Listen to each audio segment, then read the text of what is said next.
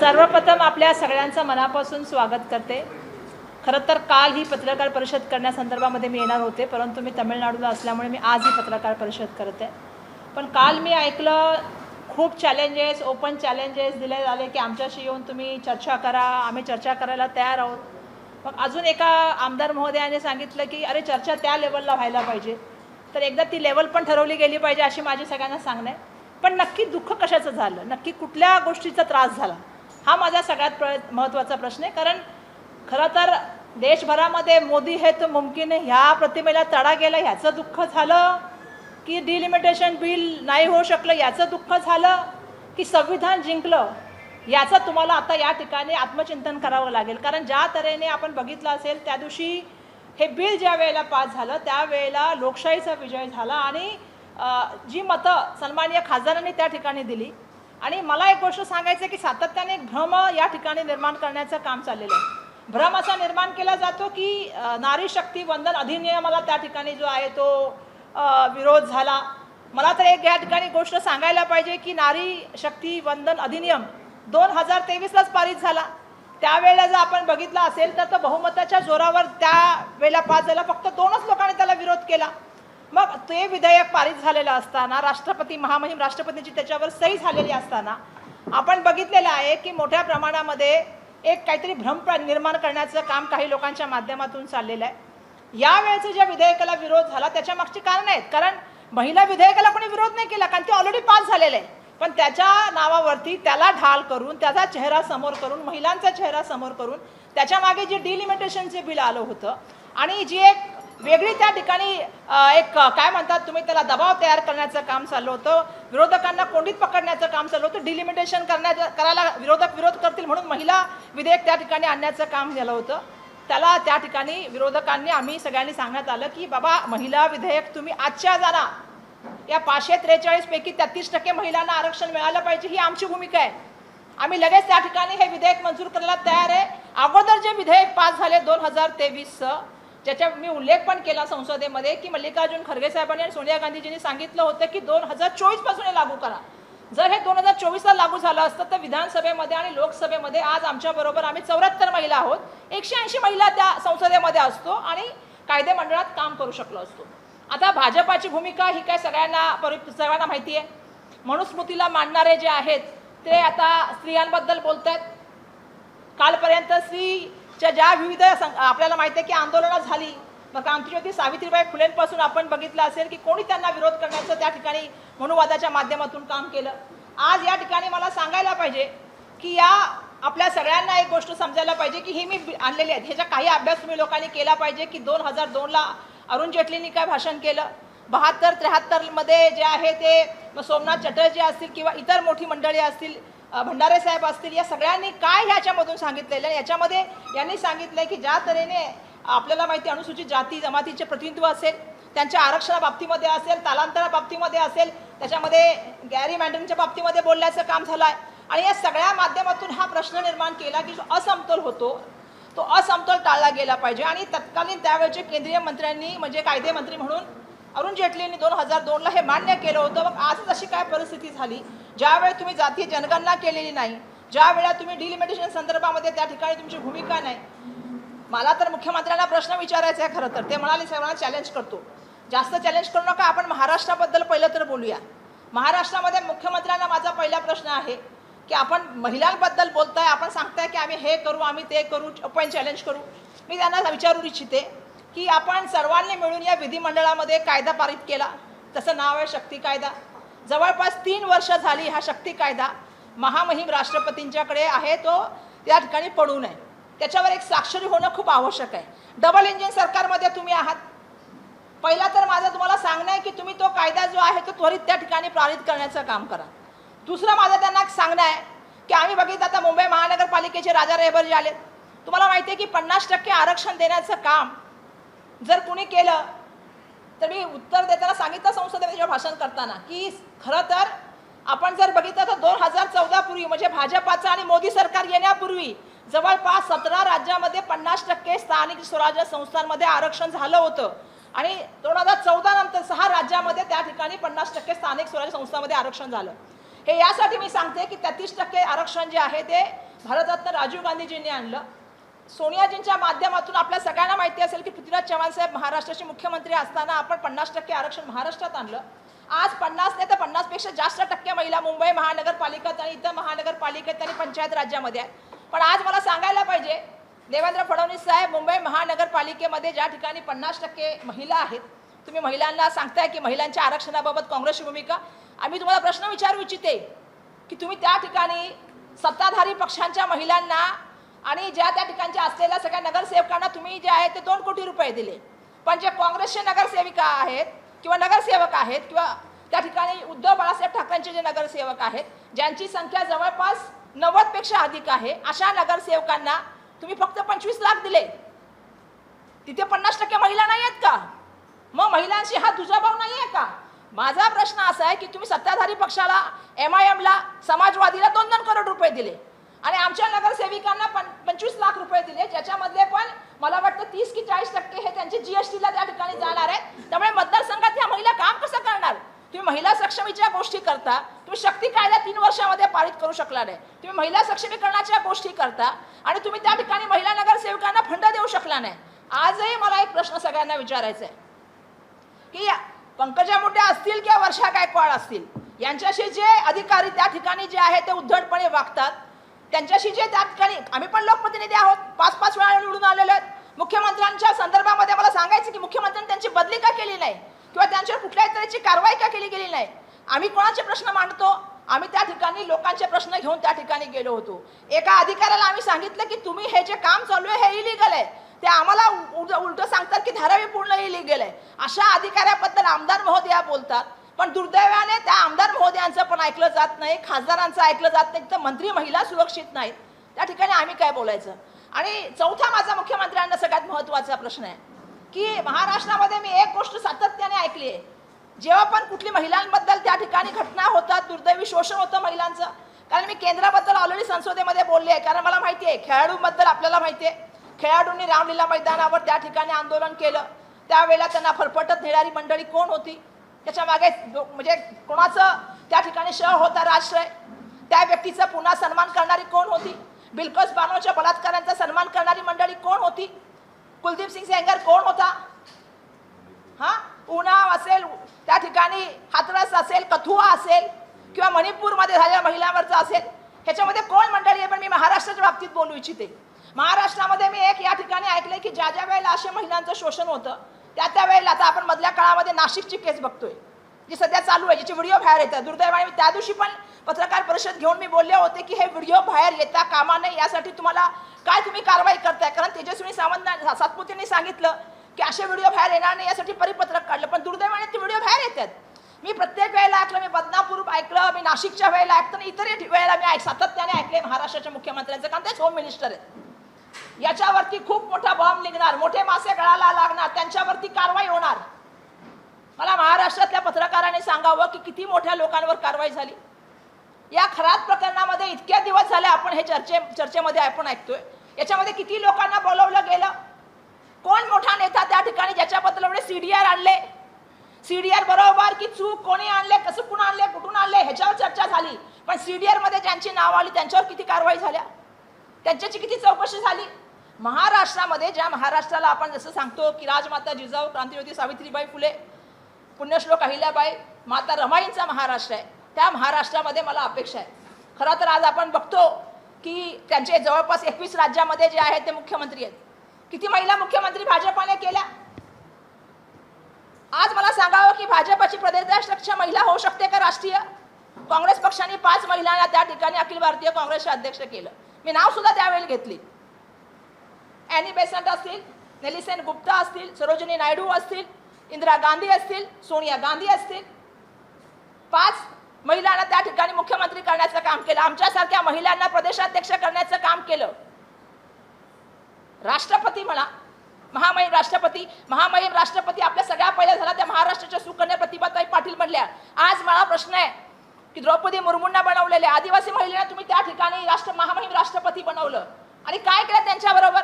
संसदेच्या उद्घाटनाला तुम्ही त्यांना बोलवलं नाही. रामलल्ल्याच्या ज्यावेळी मंदिराचं उद्घाटन झालं तुम्ही त्यांना बोलवलं नाही. ही कुठली तुमची मानसिकता आहे? आज स्पीकर म्हणा, आज महिला त्या ठिकाणी स्थानिक स्वराज्य संस्थांमध्ये म्हणा किंवा लडकी हूं मैं लढ सकती हूं म्हणून 40% उत्तर प्रदेशामधल्या सीटं देण्याचं म्हणा, हे काँग्रेसने केलेलं आहे. मला त्यांना प्रश्न हाच विचारायचा आहे मुख्यमंत्र्यांना की आपण शक्ती कायदा आणू शकला नाही, आपण महिला लोकप्रतिनिधींचा सन्मान नाही, त्या ठिकाणी महानगरपालिकेमधल्या अशा नगरसेविकांना आपण त्या ठिकाणी दुजाभाव करता. आणि ज्या ज्या वेळेला अशा घटना होतात त्या वेळेला बघा, बदनापूरची घटना झाली, अक्षयचा त्या ठिकाणी एन्काउंटर झाला, पण ज्या त्या घटनेमध्ये महत्त्वपूर्ण सूत्रधार होते, जे फरार झाले होते, आज महाराष्ट्रामध्ये आपण फरार एक नवीन प्रकरण बघतो. त्या घटना झाल्यानंतर त्यांच्यावर काय कारवाई झाली. त्यामुळे मला ही अपेक्षित आहे की ज्या वेळेला आपण महिलांच्या बाबतीमध्ये बोलतो, महिलांना 33% आरक्षण तर मिळालं पाहिजे. आमची तर इच्छा 50%ची आहे, पण 33% आरक्षण त्या संस्थेमध्ये म्हणजे स्थानिक स्वराज्य संस्थेमध्ये 50% झालेले, तर कमीत कमी लोकसभेमध्ये आणि विधानसभेमध्ये 33% आरक्षण आलं पाहिजे. आम्ही तर आरक्षण नसताना निवडून आलो. आमच्या जनतेची या ठिकाणी आम्हाला आभार मानायला पाहिजेत की जनतेने आम्हाला निवडून दिलं. पण येणाऱ्या काळामध्ये 10 ते 12% असलेलं प्रमाण हे 33% जावं, ही जर खरी इच्छा असेल तर आमचं स्पष्ट आणि ठाम मत आहे. तुम्ही आजच्याच कायदा आणा, तुम्ही आजच्याच सांगा अधिवेशन. आता तुम्ही मला सांगा, परवा मी भाषण ऐकलं देशाच्या पंतप्रधानांचं, 3-4 पक्षाचा उल्लेख केला. मला तर विचारायचं आहे की देशाचं निवडणूक आयोग काय करतोय. तुम्ही डीएमकेचं नाव घेता, आज तिथे इलेक्शन चालू आहे. वेस्ट बेंगॉलचं नाव घेता, तिथे इलेक्शन चालू आहे. असं घेता येतं का नाव? काँग्रेसचं नाव घेता तुम्ही. म्हणजे सांगायचं तात्पर्य असं आहे की या देशामध्ये लोकशाहीमध्ये लोकांचा विजय झाला ज्यावेळी संसदेमध्ये, त्यावेळेला तो पचवणं किती कठीण झालं याचं उदाहरण आपण सगळ्यांनी बघितलेलं आहे. त्यामुळे मला या ठिकाणी सांगायचं आहे की काँग्रेसची स्पष्ट आणि ठाम भूमिका आहे की 33% आरक्षणासंदर्भामध्ये ऑलरेडी जे बिल 2023 मध्ये झालेलं आहे ते लागू करावं. अन्यथा आपल्याला अधिवेशन बोलायचं तर हे सगळं इलेक्शन नंतर पण आपण बोलू शकला असता, पण जाणीवपूर्वक इलेक्शनच्या मध्ये हे सगळं बोलून त्या ठिकाणी मग एक भाषण करायचं. मला ते या ठिकाणी सांगायला पाहिजे की 8 वाजले की आमच्या पोटात धडकी भरते. 8 वाजता भाषण म्हटलं की सगळ्यांच्या पोटात धडकी भरली होती त्या दिवशी की काय भाषणामध्ये एक्झॅक्टली येणार. कारण तुम्ही बघा, कोरोनामध्ये 8 वाजता भाषण करून सांगितलं की नोट त्या ठिकाणी जे आहे ते लॉकडाऊन करणार, आणि लॉकडाऊन करून काय झालं तुम्हाला माहिती आहे की विचार पण नाही केला की छोट्या छोट्या. आज महिलांच्या बाबतीत बोलायचं झालं तर आज गॅस सिलेंडरची काय परिस्थिती आहे. कोरोनामध्ये त्यावेळी लोकांना खायला नव्हतं, त्यावेळेला किचन आम्ही निर्माण केले. आज लोकांना हॉटेलमध्ये बघा, तुम्ही जाऊन विचारा किती हॉटेल बंद झालेली आहेत. छोटे छोटे जे काम करणारे कर्मचारी आहेत ते पण कोणाशी तरी मुलगा आहेत, त्यांची पण कोणतरी पत्नी आहे, त्याही महिला जे मिस्टर इथे काम करतात म्हणून तिकडे ते जीवन जगतात. पण दुर्दैवाने या कुठल्याही गोष्टीचा विचार केला जात नाही. नोटबंदी असेल किंवा कोरोनामध्ये लॉकडाऊन असेल, या माध्यमातून मी 8 वाजले की सर्वांच्या पोटात भीतीचा गोळा आला होता की ह्यावेळी भाषणामधून काय बॉम्ब पडणार. ही परिस्थिती बरोबर नाही आहे. महिलांचा वापर हा बिलकुल तुम्ही ढालेसारखा करू नका. डिलिमिटेशनच्या बाबतीमध्ये मोठ्या मोठ्या लोकांनी संसदेमध्ये भाषण केली आहेत, त्यावेळेला भाजपाची भूमिका वेगळी होती. आज भाजपाची भूमिका का बदलली आहे आणि त्या संदर्भामध्ये उत्तर द्यायचं सोडून महिलांच्या मागे लपू नका. महिला विधेयकाला कोणाचाही विरोध नाही. 33% आरक्षण महिलांना मिळालं पाहिजे ही आमची भूमिका आहे आणि ठाम आणि स्पष्ट भूमिका आहे. धन्यवाद. तुमच्या विरोधात आज मोर्चा काढतायत, विरोधकांना विरोध करण्यासाठी आज सत्ताधारी आंदोलन करतायत, मुख्यमंत्री त्यात सहभागी होत आहेत. त्याने मला कळत नाही की कशाबद्दल मोर्चा काढतायत ते. त्यांच्याकडे कसला विरोध केला आम्ही 2023ला तर सगळ्यांनी एकमताने मंजूर केलं. त्यावेळेला मल्लिकार्जुन खरगे साहेब असतील किंवा सोनिया गांधीजी असतील यांनी स्पष्टपणे सांगितलं होतं की 2024ला बिल पारित करा. तुम्ही त्यावेळेला सांगितलं की नाही आम्ही डिलिमिटेशन आणि त्यानंतर पहिला सेन्सेस करणार आणि मग डिलिमिटेशन करणार. आता तुम्ही त्या ठिकाणी होताच मनाने सांगितलं होतं की 2026ला. आता तुम्ही सांगता 2011चा डेटा घेणार. मधल्या काळामध्ये किती डेटा वाढलेला आहे आणि मला कळत नाही की महिला विधेयकाचा या सगळ्यांशी जॉईन करण्याचा प्रश्नच काय. तुम्हाला घटना दुरुस्ती करून तुम्ही त्यावेळेला केलेलं बिल आहे ते लागू करा. आम्ही तर स्पष्ट भूमिका मांडतोय. तुम्ही आज अधिवेशन बोलवा, आम्ही यायला तयार आहे, तुम्ही बोलवा ना. पण बघा, संसदेच्या पूर्ण ह्याच्यामध्ये सगळ्यामध्ये हे होतं की त्या 5 राज्यामध्ये इलेक्शन होत असताना घाईघाईने हे बोलवणं आणि त्या विधेयकाबरोबर डिलिमिटेशन लावणं ही खूप त्या ठिकाणी जी वेगळी अशी भूमिका होती किंवा काय म्हणून चाल होती, त्या लोक आम्ही त्याला भाय म्हणणार नाही. आम्ही महिलांच्या बरोबर आहोत. पण जी भूमिका त्यावेळेला, जसं मी तुम्हाला सांगितलं की माझ्याकडे खूप मोठा डेटा आहे की त्यावेळी जी भाषणं झाली आणि त्याच्यामध्ये प्रश्न विचारले गेले की अनुसूचित जाती जमातीचं त्या ठिकाणी किती प्रतिनिधित्व असणार आहे, स्थलांतरित लोकांबद्दल तुमची काय भूमिका आहे. त्याचबरोबर जसं मी सांगितलं की मोठ्या प्रमाणामध्ये ह्या रचना होणार आहे. जर तुमचा जातीनिहाय डेटाच येणार नाही, मग तुम्ही ओबीसीना आरक्षण कसं त्या ठिकाणी देणार, हाही एक महत्त्वाचा प्रश्न आहे. आता तेलंगणा राज्य करू शकतं, पण देशाचे पंतप्रधान आणि देशाचे गृहमंत्री हे करू शकत नाहीत. दुर्दैवाने आता तर तुम्ही सकाळी जे बोलली मी बघितलं, राहुल साहेबांनी बरोबर स्टेटमेंट केली आहे की आता दोघांमध्येच काय काय का माहीत नाही. भाषण संपल्या नाही त्या देशाचे पंतप्रधान आले. तुम्ही सगळे असं म्हणताय की काल मुख्यमंत्र्यांनी असं म्हटलं की काँग्रेस रंग बदलतोय, जसं आता तुम्ही म्हणालात की ते रंग बदलतोय, तसं तेही आरोप करतायत तुमच्यावर की तुम्ही आता रंग बदलताय. 2023 ला त्यांनी ह्याला पास केलेलं होतं. कुठला रंग आम्ही बदलला? प्रश्न असा आहे की 2023 ला सरकार कोणाचं होतं? आम्ही तर अगोदर पण पास केलं होतं राज्यसभेमध्ये ज्यावेळी युपीए सरकार होतं, पण आमच्याकडे मेजॉरिटी नव्हती म्हणून लोकसभेमध्ये झालं नाही ते. पण 2023 ला ज्यावेळी हे विधेयक आलं त्यावेळी काँग्रेसने सपोर्ट केला, कोणी विरोध केला. 2024 ला लागू करा ही भूमिका ठेवली काँग्रेसने, का नाही लागू केलं? तुम्ही बोलत नाही आम्ही त्याच्यावर सेन्सेस करणार, डिलिमिटेशन करणार, मग लागू करणार. कोणी भूमिका बदलली? आजही आम्ही बोलतोय ना, स्पष्ट बोलतोय. आता याच्यापेक्षा स्पष्ट काय बोलू मी? स्पष्ट आणि ठाम बोलते. तुम्ही उद्या अधिवेशन बोलवा, 33% महिलांच्या आरक्षणासंदर्भामधलं विधेयकांना आम्ही पास करू. मुख्यमंत्र्यांनी जे चॅलेंज दिलं आहे की सर्व विरोधकांनी या आणि चर्चा करा, तुम्ही ते चॅलेंज स्वीकारता का मुख्यमंत्र्यांनी? मी तर त्याच्यानंतर खूप भाषणं बघितल्या खूप लोकांच्या बाईट की स्तर असा असला पाहिजे. शरद पवारांचंच नाव अरे घेतलं. मी तेच सांगते ना की हे नको ते नको ते नको. आता कुठला स्तर पाहिजे माहित नाही, आम्ही पण 5 वेळा निवडून आलेलो आहे. आता मला माहित नाही की कुठला स्तर पाहिजे, पण मला हे बोलायचं आहे की ज्या वेळेला महिला बोलतात तेव्हा महिलांचं म्हणणं ऐकलं गेलं पाहिजे. महिलांमध्ये मला कळत आहे की स्तर हे कोणी आणलेले आहेत, की अहो त्या स्तराबद्दल बोललं पाहिजे, ह्या स्तराबद्दल बोललं पाहिजे, आणि कोणच कोणाचे स्तर ठरवणार, हा माझा पहिला प्रश्न आहे. मुख्यमंत्र्यांना तुम्ही प्रश्न विचारले ना, अरे बाबा तुम्ही तर एवढे मोठे नेते आहात, तुमच्या पक्षाचे नेते आहात, तर आमची अपेक्षा आहे की शक्ती कायदा मंजूर आला ना, का आणलेले 3 वर्षामध्ये मंजूर करून? मी तर प्रश्न विचारले, ते तर उत्तर द्या. तुम्हाला मी दुसरा प्रश्न पण विचारला की मुंबई, तुम्ही एका महिलांच्या बाबतीमध्ये एवढं बोलताय, तर मुंबई महानगरपालिकेमधल्या महिला नगरसेविकांवर का अन्याय करताय? एकाला तुम्ही 2 कोटी रुपये देताय आणि एकाला तुम्ही 25 लाखचा निधी देताय, म्हणजे हे नाही आहे का महिलांबद्दल तुझा भाव? तिसरा मी प्रश्न विचारला की ज्या वेळेला मोठी प्रकरणं ज्या वेळेला होतात महिला संदर्भामधली, महाराष्ट्रामधलं बोलले मी, देशामध्ये तुम्ही खूप बोलीन की निर्भयाचा फंड तुम्ही कुठून कुठपर्यंत आणला. निर्भयाचा फंड तुम्ही रिवाईज करून 500 कोटीवर 278 कोटीवर आणला. प्रत्येक देशामध्ये आज घटना, प्रत्येक दिवशी 85 मुलींवरती बलात्कार होतात, 1000 केसेस होतात महिलांबद्दल. महाराष्ट्राची परिस्थिती काय फार चांगली असं नाही. आपल्याला सुद्धा माहिती आहे की महाराष्ट्र हा 2ऱ्या नंबरवर आहे महिला अत्याचारामध्ये. मग मला सांगा की मुख्यमंत्र्यांना अशा घटना झाल्यानंतर आज मी खराब प्रकरणाचा जाणीव उल्लेख केला, कारण सध्या ते आपण सगळे त्याच्यावर चर्चा करतोय. किती लोकांना चौकशीला बोलवलं? सीडीआर वर तुम्ही लोकांनी चर्चा केली. कोणी म्हटलं सीडीआर कसा आला, काय आला, ह्याच्यावर चर्चा झाली, पण ज्यांची नाव आली किती नेत्यांवरला बोलवलं गेलं? कोण मोठा नेता गेला चौकशीला आजपर्यंत? म्हणजे असं आहे की मोठे बॉम्ब निघणार, मोठ्या कारवाई होणार, हे तर मी सातत्याने ऐकते महाराष्ट्राची लोकप्रतिनिधी नात्याने, पण कुठली कारवाई होताना दिसत नाही ना. पण पवार साहेबांचा स्तर हे करून तुमच्या पक्षात असेल किंवा विरोधकांमध्ये दुसरी कोणी व्यक्तीच नाही हे दाखवण्याचा प्रयत्न करते ना भाजप? नाही, मला असं वाटतं की नक्कीच पवार साहेब हे ज्येष्ठ नेते आहेत. आता मला मी म्हणूनच म्हटलं की स्तर नक्की काय हा मला प्रश्न आजपर्यंत कळलेला नाही, आणि कुठल्या स्तराच्या व्यक्तीशी ते चर्चा करू इच्छितात ते मला कळलेलं नाही. हा समकक्ष, बरोबर ना, तो स्तर दिलाय ना ते समकक्ष. समकक्ष म्हणजे काय मला माहित नाही, पण लोकप्रतिनिधी या नात्याने आणि जनतेने म्हणजे समकक्ष म्हणजे कळलं मला मराठी कळतच आहे, मी मराठी मीडियममधूनच शिकलेली आहे. पण मला हे खरं होतं म्हणजे हा बिलकुल मला कळतं, मी मराठीमधूनच शिकलेली आहे, त्यामुळे धन्यवाद. पण हे बोलणंच मुळात म्हणजे मला कळलेलं नाही की तुम्ही महिलांना याचा अर्थ काय समजता. याचा अर्थ तुम्ही महिलांना समकक्ष समजत नाही.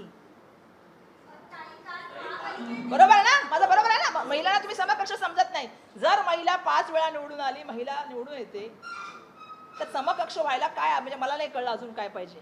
त्या महिला समकक्ष आहेत ना? आम्हाला भाजपांची आणि ना आम्हाला चित्राताईच्या विधानांची गरज आहे. आम्ही आमच्या परीने या ठिकाणी लोकांनी आम्हाला निवडून दिलेलं आहे. मी आधीच सांगितलं, आम्ही सौभाग्यशाली आहे. मी धारावीच्या जनतेचे, उत्तर मध्य मुंबई जनतेचे धन्यवाद मानते की कुठलंही महिला आरक्षण नसताना आम्हा महिलांना 78 महिलांना त्यांनी निवडून दिलं संसदेमध्ये. पण मला असं वाटतं की आम्हाला जर आरक्षण मिळालं असतं 2024ला तर आम्ही 180 महिला निवडून आलो असतो.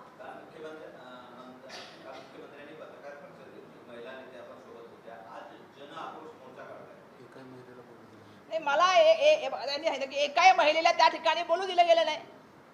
बोलू द्यायला पाहिजे होतं ना कुठल्या महिलेला त्या प्रेस कॉन्फरन्समध्ये. महिलेला आता आमच्याकडे तर मीच बोलते, आमच्याकडे पण माझ्याबरोबर पुरुष बसलेत, पण मी बोलते, एका तरी महिलेला बोलू द्यायला पाहिजे होतं. आणि बघा, शेवटी RSSची भूमिका असलेली पार्टीतून आलेली मनुवादाची पार्टी आहे. आता RSSची भूमिका काय, RSSची संघ मी बोले सरसंचालक कधी महिला होऊ शकते का? ज्यांनी सांगितलं की लग्न हे कॉन्ट्रॅक्ट आहे, महिलांनी आपल्या पतीची सेवा केली पाहिजे, मुलांना केलं पाहिजे, सांभाळलं पाहिजे, जी महिला हे करू शकत नाही, हे माझं विधान नाही आहे. कोणाचं विधान आहे तुम्हाला सगळ्यांना माहिती आहे.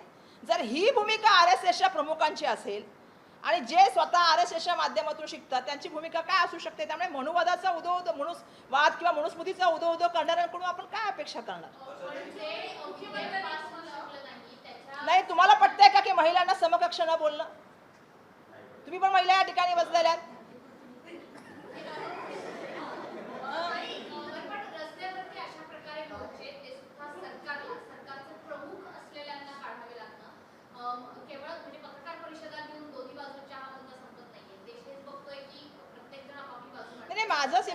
माझं सिंपल सांगणं आहे, आम्ही सरकारला काय सांगतो, हे मोर्चे काढू नका. पुन्हा जसं तुम्ही 16, 17, 18ला संसद बोलवली, बरोबर ना?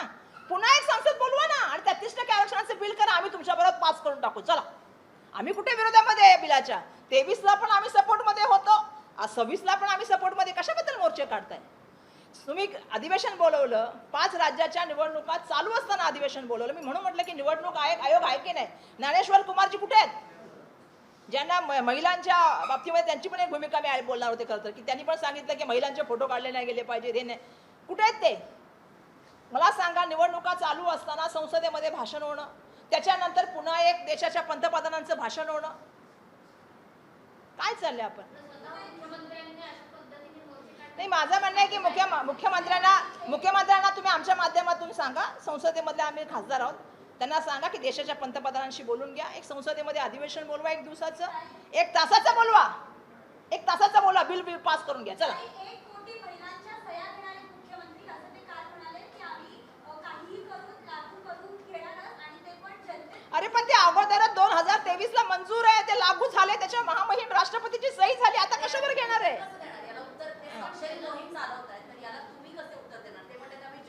तुमच्या माध्यमातूनच उत्तर द्यायचा प्रयत्न करते. तुम्हाला अजून काय विचारायचं तर मला अजून स्पष्टीकरण मुख्यमंत्र्यांचं विचारावं.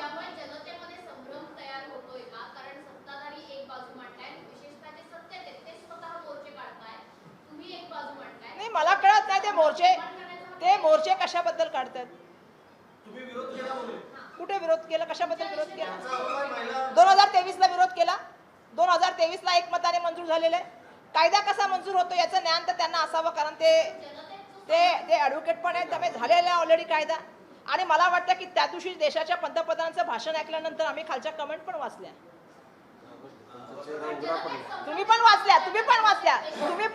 त्याच्यावर आता व्हिडिओ पण आले, ज्या कमेंट आल्यात त्या किती 17 तारखेला किती खातं उघडली आहेत. 17 तारखेला पण काही खाती उघडलीत माहिती आहे ना, ज्या दिवशी भाषण झालं त्या दिवशी पण खाती उघडली आणि तेच करत होते.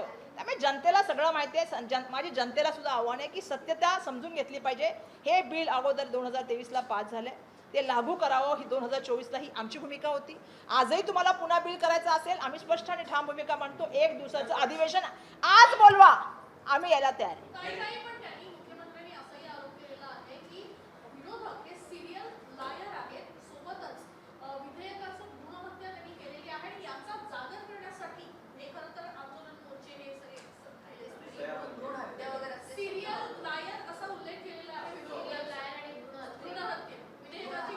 आता तुम्हाला मी एवढा पूर्ण इतिहास सांगितला, त्याच्यानंतर कोण सिरियल लायर आहे नाही. बघा, 2 करोड युवांना रोजगार देणार, 15 लाख रुपये अकाउंटमध्ये येणार. हाँ, बस हो गया महिला पे वार. बस. आता सगळ्यात जास्त तुम्हाला माहिती आहे की काय परिस्थिती आहे. आज आमच्या महिलांचं सक्षमीकरणाच्या बाबतीत बोलायचं झालं तर कितवा नंबर देशामध्ये जगामध्ये लागतो हे पण जरा माहिती घेऊन सांगा. हां, आता तुम्हाला अजून खूप सांगू शकते. उज्ज्वला गॅस झाल्या, आज LPGची काय परिस्थिती आहे. 5,000 रुपयाला LPG मिळतोय.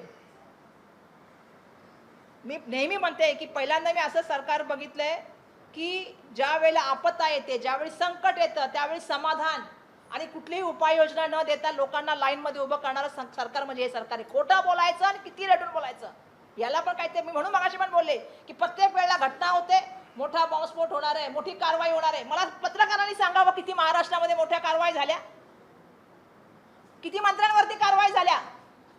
नाही, मला उत्तर द्या ना तुम्ही. का शिरसाटरवर कारवाई झाली नाही, का योगेश कदमावर कारवाई झाली नाही, भुसेनवरती झाली नाही, कोणा सांगा ना मला. ही लिस्ट काढली ना तर खूप मोठी लिस्ट निघेल. पण या आता मी जसं म्हटलं भोंदू प्रकरणामध्ये पण किती कारवाई झाल्या. ज्या बायकांचे तुम्ही व्हिडिओ बाहेर काढताय, ज्या स्त्रियांचे व्हिडिओ काढताय, किती वाईट परिस्थिती असेल तुम्ही विचार करा. त्यांच्या परिवारामध्ये आणि समाजामध्ये त्यांना फिरणं किती कठीण होईल. कोण व्हिडिओ बाहेर काढतोय. हे व्हिडिओ तर फक्त पोलिसांकडे होते आणि ज्या पोलीस अधिकाऱ्यांची नावं याच्यामध्ये आली, किती लोकांना किती इतक्या दिवसामध्ये हे प्रकरण का समोर आलं, हे प्रकरण का समोर आलं ते तुम्हाला मला पण माहिती आहे. पण अशा तऱ्हेने या सगळ्या प्रकरणाची चौकशी होणं आवश्यक आहे. महाराष्ट्रामध्ये कायदा सुव्यवस्था राहावी आमची इच्छा आहे. देशाचे पंतप्रधान मणिपूरची घटना होते एक शब्द बोलत नाही, हाथरसची घटना होते एक शब्द बोलत नाही, महिला क्रीडापटूंचं उत्पन्न होतं त्याच्यावर एक शब्द बोलत नाहीत.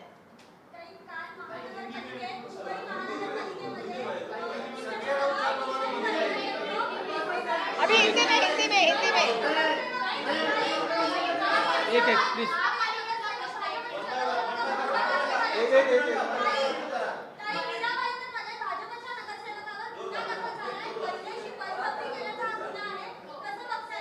अरे तो तर मी बघितलाच. मी पुण्याचा पण एक व्हिडिओ बघितला, 2 महिला भांडत होत्या काहीतरी त्या याच्यावरून, बरोबर ना. तो पण मी बघितला. तो भाजपच्या कोणत्या भाजपच्या नगरसेविकेच्या संदर्भामधला होता. माझा मुख्यमंत्र्यांना सांगणं आहे की पारदर्शक स्वच्छ कारभार झाला पाहिजे, महिलांना न्याय मिळाला पाहिजे. तुम्ही देशाच्या पंतप्रधानांना सांगून लगेच अधिवेशन बोलवा. आता राहू दे, आता जाऊ दे, अरे जाऊ दे रे बाबा.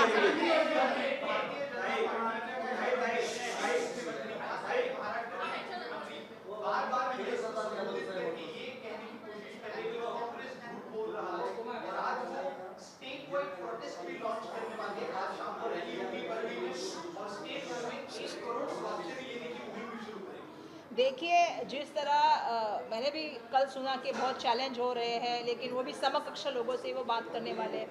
मैं उनसे सिर्फ इतना ही कहना चाहती हूँ कि भाजपा को किस चीज़ का सबसे बड़ा जो है, क्योंकि 2023 में तो नारी शक्ति वंदन अधिनियम तो पास हो चुका है और 2024 में लागू करने की बात कांग्रेस तब भी रखी थी. आदरणीय हमारे नेता मल्लिकार्जुन खड़गे जी रहे या आदरणीय सोनिया जी रहे, इन्होंने तब भी भूमिका रखी थी कि परिसीमन करके आप उसको लागू कर दिए 2024 में. अगर वो लागू किया होता तो आज हमारे यहाँ पे सिर्फ 74 महिलाएं नहीं होती, 180 महिलाएं उसमें वहाँ पे मौजूद होती और जो संसद में अपने लिए, अपने महिलाओं के लिए, न्याय के लिए लड़ती, कानून बनाने के लिए लड़ती, योजनाओं के लिए लड़ती. लेकिन ये दुख किस चीज़ का हो गया. ये दुख इस चीज़ का हो गया कि पूरी दुनिया में ये मैसेज चला गया कि मोदी है कि मुमकिन है. इस बात को पूरी तरह से, इस प्रतिमा को जो है छेद करने का काम हुआ और पूरे देश में ये माहौल गया कि आज भी देश में संविधान जिंदा है, आज भी लोकतंत्र जिंदा है. और जब बात आती है तो जब भाजपा की भूमिका के ऊपर हमारा इसलिए वहाँ पे ये था कि महिलाओं को सामने रख के, महिलाओं को ढाल बना के ये अपने डिलिमिटेशन का एजेंडा चला रहे थे. और हमारा ये कहना था कि जब डिलिमिटेशन के बारे में संसद में जब जब चर्चा हुई, चाहे वो 72 में हो, 73 में हो या 2002 में हो, जो मैं लाई हूँ, जिसमें चाहे सोमनाथ चटर्जी रहे, चाहे भंडारे साहब रहे या अलग अलग लोग, परासर जी रहे या चाहे वो आपको मैं बोलना चाहूँगी जेटली जी रहे, इन सब ने तब स्वीकार किया था कि ये बात है कि असमतोल होता है दक्षिण और उत्तर का. और उस मामले में उन्होंने अपनी अपनी भूमिका रखी थी. जैसा मैंने शुरुआत में भी कहा कि SC या ST लोगों के लिए चाहे प्रतिनिधित्व की बात हो, जैसा मैंने कहा था कि स्थलांतरित लोग होते हैं, मतदार संघ की परिसीमा कैसे होनी चाहिए, रचना कैसे होनी चाहिए, किस तरह से जो है इसका काम होना चाहिए, इस सब के बारे में पूरा भाषण जो है लगातार संसद में चर्चा होकर आया है. जब भाजपा की भूमिका अलग थी, अब भूमिका अलग क्यों है. हमारा कहना स्पष्ट भूमिका ये है कि महिला विधेयक को जो है आप पूरी तरह से लागू करने के लिए जो है कल अधिवेशन बुलाइए, हम आ जाएंगे. लेकिन 33% महिला रिजर्वेशन के लिए बुलाई है। उसके साथ एक अपना एजेंडा जोड़ के जो आप काम कर रहे हैं और जो चला रहे हैं, उसके जो है हमारा कहना यह है कि आप सेंसस की बात कर रहे थे, आप डिलिमिटेशन की बात कर रहे थे। जब तक जाति गणना नहीं होगी, जब तक पता नहीं चलेगा, तब तक ओबीसी आरक्षण आप कैसे दे पाओगे। तो हमने स्पष्ट रूप से भूमिका रखी थी कि 2023 का जो विधेयक जो महामहिम राष्ट्रपति की स्वाक्षरी हो चुकी है, उसको लागू किया जाए। और अगर आपको फिर भी चाहिए तो एक दिन का 1 घंटे का अधिवेशन बुला लीजिए। महिला विधेयक को हम सपोर्ट करने के लिए तैयार है। हम तो महिला को मानने वाली पार्टी है।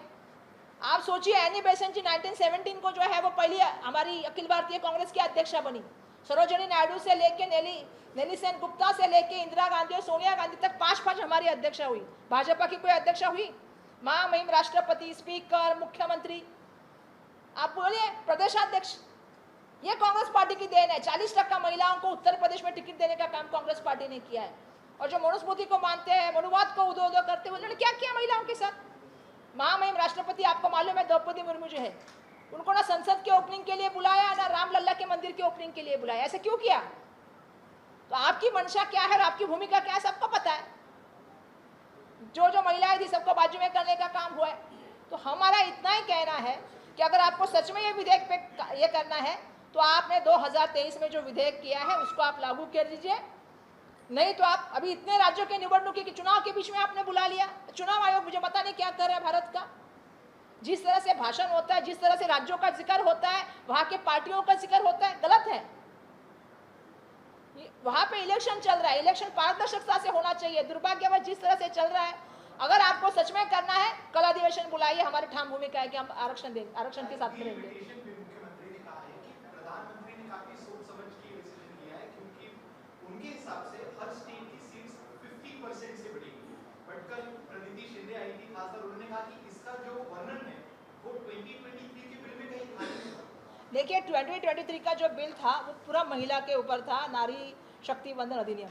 ये जो नया बिल आया है जिसमें डिलिमिटेशन आया है, अब डिलिमिटेशन वो 50 के लिए कर रहे हैं। लेकिन हमारा कहना ये है कि जब आप ये कर रहे हैं काउंट का जनगणना, कौन सी काउंट कर रहे हैं? 2011 से काउंट कर रहे हो आप। 2011 2026 में इतना बड़ा पैमाने पे अगर आप देखोगे तो लोक संख्या बढ़ी है, उस हिसाब से जनगणना होनी चाहिए और जाति न्याय जनगणना होनी चाहिए। अगर तेलंगाना राज कर सकता है तो देश के प्राइम मिनिस्टर क्यों नहीं करा पा रहे थे इतने दिन में? आज आपकी जनगणना पूरी होनी चाहिए थी 26 में। अगर जनगणना होती तो आपने अभी विधेयक लाके उस तरह से पारित होता। हम कहाँ विधेयक के खिलाफ थे, हम तो विधेयक के सपोर्ट में हैं। इसलिए 2023 में जब ये विधेयक आया सबने सपोर्ट किया, सिर्फ 2 लोगों ने उसको अपोज किया। लेकिन हमारा कहना यह है इसके पीछे आप महिलाओं को ढाल बना के इसके पीछे अपना एजेंडा चलाना बंद करिए।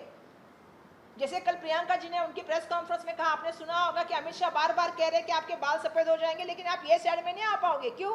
ये इसका एजेंडा था क्या? तो ऐसा नहीं चलेगा। और आप जो बात कर रहे हैं, मुझे लगता है कि कोई भी विधेयक जब आता है तो उसकी सर्वसहमति होनी चाहिए, सबके साथ बैठक होनी चाहिए, चर्चा होनी चाहिए। आप कैसे तय करते हैं 50%? उसके लिए आपको जनगणना का आपके पास डेटा होना चाहिए। वही बात जो है 2002 में अरुण जेटली जी के सामने हुई थी। देखिए ये तो फिगर लाया है कि दक्षिण भारत का कितना होके कितना बढ़ने वाला है या कम होने वाला है। मेरा कहना यह है कि अगर आपको करनी है तो आप जनगणना, जाति न्याय कीजिए, हर वर्ग को अपना आरक्षण लागू करने का मौका दीजिए। और हमारा कहना यह है कि आप महिला विधेयक को इसके साथ मत जोड़िए, क्योंकि जैसा बिल्कुल है कि दक्षिण भारत का जो हिस्सा है 24 से वो 21 जो है वो कम हो रहा है। गोवा की भी एक सीट कम हो रही है और ईशान्य भारत का भी है 4.7 से 4% हो रहा है। तो ये कहीं ना कहीं हर जगह पे जो कम ज़्यादा हो रहा है और जो सीटें का बड़ा कड़क चढ़ा के कम हो रहा है, इसके ऊपर उनका सबका कहना है कि ये दक्षिण वर्सेस उत्तर नहीं है, ये भारत एक संघ राज्य है, देश है। और मुझे लगता है इस एक संघ देश के लिए संवैधानिक ढांचा है, उस संवैधानिक ढांचे की तरह आपको जाना चाहिए। संवैधानिक ढांचे को आप हिलाने का काम मत करिए। आप महिलाओं को, हम सब सम्मान करते हैं, हमारी माता बहन सब महिलाएं हैं, हम सब खूब महिला है तो सम्मान हम करते हैं। लेकिन इस विधेयक के माध्यम से महिलाओं को सामने रख के अपनी राजनीति मत खेलिए। ये राजनीति का जो आपका संधि साधु का हेतु है उसके लिए महिलाएं ने बनी है। सीएम जी ने साफ तौर पर ये लाइन कहा है कि 2023 में सभी ने इस बिल को इसलिए सपोर्ट किया था क्योंकि एनडीए के पास मेजॉरिटी सपोर्ट न करते तो भी बिल पास हो जाता। लेकिन 2025 में आज एनडीए मुझे नहीं पता राज्य के मुख्यमंत्री तो यहाँ रहते हैं, वो केंद्र की सब बातें कैसे जानते हैं मुझे नहीं पता है। लेकिन जितना मेरा अनुभव है, आज भी आज की बात करते हैं, कल अधिवेशन बुला लीजिए, हमारी स्पष्ट भूमिका है, 33% आरक्षण ला लीजिए। लेकिन मैंने आपको मराठी में थोड़ी देर पहले बताया कि मुख्यमंत्री कभी महाराष्ट्र के बारे में भी हमको जानना है कि महाराष्ट्र ने विधिमंडल में मतलब दोनों विधिमंडल में एक मत से कानून पास किया, शक्ति कायदा। जब वो इतना केंद्र में ताकत रखते हैं, जानते हैं केंद्र की मालूमात, तो कभी जाके महामहिम राष्ट्रपति के पास जो हमारा कानून पड़ा है उसके ऊपर सिग्नेचर लेके आइए, तो महिलाओं को न्याय मिलेगा, महिलाओं को सुरक्षा मिलेगी। आज महिला ट्रेन में डरती है जाने से, आज पता है आपको हालत क्या है, आज स्कूल में महिला असुरक्षित है। ऐसे समय में शक्ति कायदा आएगा तो महिलाओं को सुरक्षा मिलेगी। तो पहले तो मुझे लगता है कि वो पास करना चाहिए। थोड़ी देर पहले मैंने कहा कि जो सत्ताधारी नगर सेविका है उनको 2 करोड़ रुपया मिलता है, जो विरोधक में रहने वाली महिला मतलब नगर सेविका है उनको 25 लाख रुपया मिलता है, उसमें भी 35% उनका GST जाता है। और तीसरा सबसे बड़ी बात जो मैंने कहा कि महिला लोक प्रतिनिधि की इज्जत बढ़नी चाहिए कि नहीं बढ़नी चाहिए, जो चुन के आ रही विदाउट आरक्षण के, उनके साथ जब कोई अधिकारी गैर बर्ताव करता है तो उसके खिलाफ मुख्यमंत्री कार्रवाई क्यों नहीं करते जब विधानसभा में इसकी चर्चा होती है। और चौथा मेरा उनसे सबसे महत्वपूर्ण मेरा उनसे कहना है कि जैसे नासिक की घटना होती है, बदनापुर होता है, उसके बाद किसी के ऊपर कार्रवाई क्यों नहीं होती है, कोई बड़ा आदमी क्यों नहीं इसमें पकड़ा जाता है, फरार हो जाते हैं बहुत सारे लोग। तो ये मेरा सवाल है। महाराष्ट्र के मुख्यमंत्री महाराष्ट्र की बात करें, महाराष्ट्र महिला अत्याचार में दूसरे नंबर पे है और बाल अत्याचार में 1 नंबर पे है। ये हमारे लिए कोई शोभनीय बात नहीं है, तो इसके ऊपर बात करें, वो बेहतर रहेगा। एक राष्ट्रीय प्रश्न असा आहे, जनशक्ती जनता दलाचे तेज प्रताप यादवांनी असं म्हटलंय, प्रियंका गांधी या इंदिरा गांधी यांच्यासारख्या दिसतात, राहुल गांधी यांच्याकडे नेतृत्व देऊन काही उपयोग नाही, इंडिया आघाडीचा खरा चेहरा या प्रियंका गांधी होऊ शकतात। मला असं वाटतं की हे त्यांचं मत आहे, पण आज तुम्हाला मी सांगते की आदरणीय राहुल गांधी जे असतील किंवा प्रियंका गांधी जे असतील, ज्या तऱ्हेने एकत्रपणे संसदेमध्ये काम करतात हे खरंच कौतुकास्पद आहे। म्हणजे तुम्हाला मी सांगते की जितकं फ्लोअर मॅनेजमेंट असेल किंवा त्या ठिकाणी कोणी काय भाषणाबाबतीमध्ये असेल, या सगळ्या बाबतीमध्ये त्यांचं जे ट्युनिंग आहे, आणि मला असं वाटतं की 2 बहीण भाऊ ज्या तऱ्हेने आज देशामध्ये जे आहे ती लोकशाही टिकवण्याचं काम करतायत, जनतेचा आवाज बनण्याचं काम करतायत, त्यांना तुम्ही सगळ्यांनी मिळून मला असं वाटतं की जे बोलतायत त्यांना पण माझं सांगणं आहे की हे विभाजन करण्यापेक्षा सर्वांनी त्यांना कसं सपोर्ट करून पुढे जातील यासाठी प्रयत्न करावे। चला धन्यवाद। आता ड्रग्सवर नाही बोलत। धन्यवाद। फक्त शेवटी मी एक गोष्ट सांगून माझं संपवते आता। लाडक्या बहिणीच्या बाबतीत बोललं गेलं, लाडकी बहीण पण दुर्दैवाने जे आहे ते काय म्हणतात त्याला, इलेक्शन आली की आठवते। आज महाराष्ट्रामध्ये मुख्यमंत्र्यांना अजून 4था प्रश्न मला आठवण करून दिल्याबद्दल धन्यवाद, की 68 लाख खाती महाराष्ट्राची महिलांची लाडक्या बहिणीची बंद झाली। लाडक्या बहिणींना उत्तर द्या मुख्यमंत्री महोदय, मी महाराष्ट्रातल्या महिलांबद्दल बोलते, त्याच्यामध्ये उत्तर द्या। 68 लाख खाती तुम्ही बंद का केली याचं मला उत्तर पाहिजे। आणि मुंबई महानगरपालिकेमध्ये तुम्ही आमच्या महिलांवरती जो अन्याय केलाय त्याच्या विरोधामध्ये आम्ही आवाज उठवणार, आम्ही असहकार मुवमेंट करणार, आणि आम्ही कुठल्याही तऱ्हेचं मुंबई महानगरपालिकेमध्ये महापौर महिला बसले ना, ते सुद्धा काँग्रेसची मोठी देण आहे, लक्षात ठेवा। धन्यवाद।